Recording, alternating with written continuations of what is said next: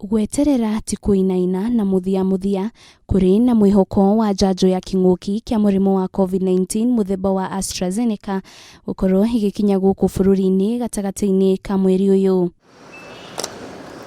Mwihoko uyu uheanitwo ni Ministry ya Ugima wa Mweri, Director General Patrick Amoth, akiuga Kenya iramukira njanjo makiria ma mirioni inya iria ikwamba kuheo arigitani, arutani na maafitha a ugitiri. To 30th of June next year, and that targets about 9.7 million people.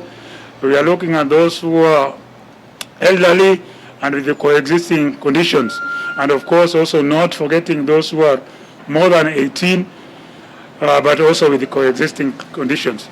Then phase 3, which will commence from 1st of July next year to 30th of June 2023, targets close to 4.9 million or close to 5 million Kenyans, especially those in congregate settings. Kuri na shesheni 10 iria njanjo ino igukorwo ikiigwa yarikia gukinya shesheni nene iri mwena wa Kitengela na cio ingi igikinyio kaunti-ini ya Kakamega, Nyeri, Garissa, Meru, Mombasa, Nairobi, Nakuru, Kisumu na Eldoret.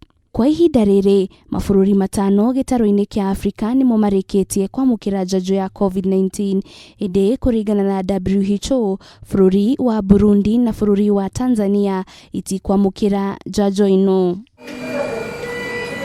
Maya mokete orire namba ya arwaru wa murimu wa COVID-19 guku bururi-ini yongererekete na arwaru 180 ithabu ria arwaru rikirugamira arwaru 1,339 andu 43 makihona murimu uyu na gukinyaniria andu 48,143 aria mahonete guku bururi-ini. Guku andu ana magitorio ni murimu uyu na gukinyaniria andu 1,773. Stand at 1,200,302.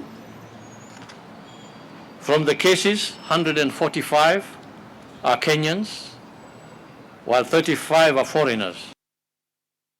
Gerifotera Kameme TV, retora kwa ni Wanjiru wa Foro.